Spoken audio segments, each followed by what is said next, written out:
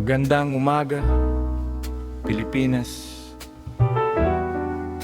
May bagong timpla ang ating kape. May bagong kwentong nakalatag sa mesa. Hindi para mangamba, kundi para mas maunawaan ang amaw. Sa bulwagan ng Senado, hindi pa rin tapos ang kabanata. Ang usapin kay Vice President Sara Duterte ay patuloy na sinusundan ng bayan. Hindi ito simpleng bangayan ng magkakalaban, kundi pagsubok kung paano gumagana ang ating saligang batas. Marami ang nagsasabing hayaan na lang,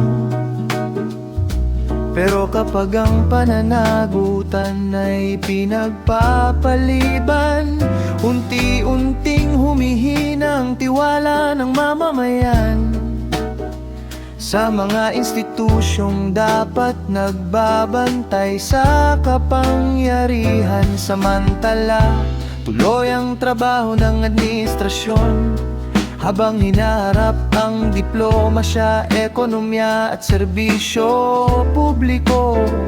Mas mabuti ang gobernong gumagana sa ilalim ng batas kaysa sa politikang umiikot lang sa personalidad.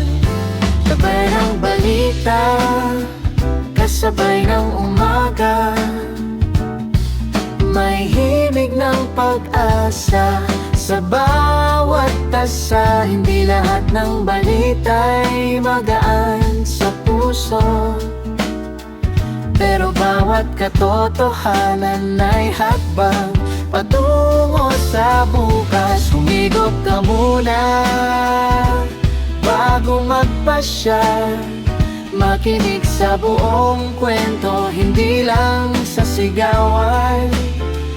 Sa ilalim ng araw, sa ibabaw ng nota, patuloy ang tibok ng ating bayan. Maagang bumukas ang mga palengke habang nagbibilang ng sukle ang mga tindera.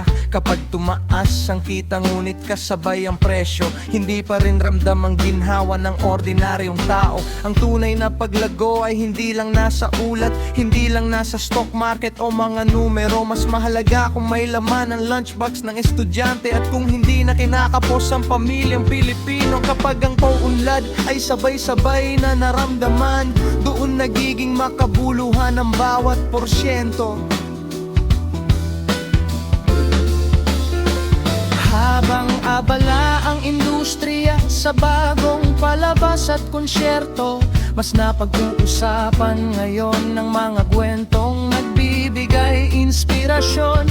Mas masarap ding marinig ang awiting may pag-asa kaysa ingay na ilang araw lang ang buhay. Sa sine, sa teatro, sa maliliit na kafe, patuloy na tumutugtog ang kulturang Pilipino. At sa bawat artistang tapat sa kanyang sining, may panibagong dahilan para umipino ang magla. Ayon sa Pag-asa, wala pa ring bagyong direktang naapekto sa bansa, ngunit ang habagat ay patuloy na magdadala ng panakanakang ulan at thunderstorms, lalo na pagsapit ng hapon at gabi. Kaya bago lumabas ng bahay, payong huwag kalilimutan, dahil minsan ang maliit na paghahanda ang pinakamagandang proteksyon. Habang ang ilan ay nagbilang ng biyaya, may ilan ding naghintay sa pag-ikot ng kapalaran. Habang ang ilan ay nagbilang ng biyaya, may ilan ding naghintay sa pag-ikot ng kapalaran. Habang ang ilan ay nagbilang ng biyaya, may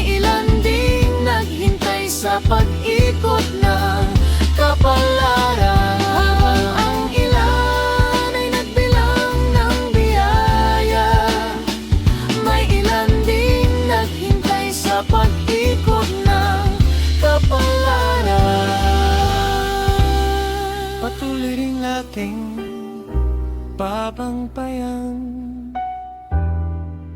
ang kwento ng Pilipinas.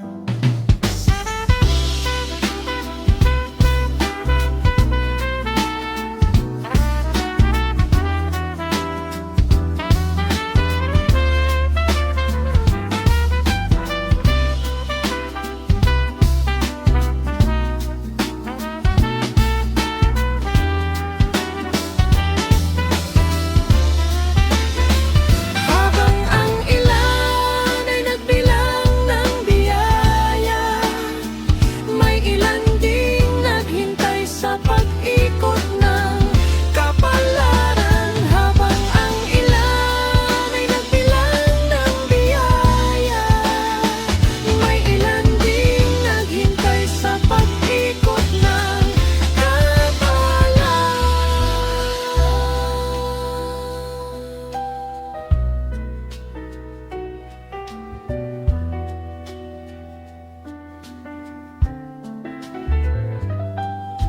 Ay ng Torilo Cafe, akagang papulin po dito tanwando.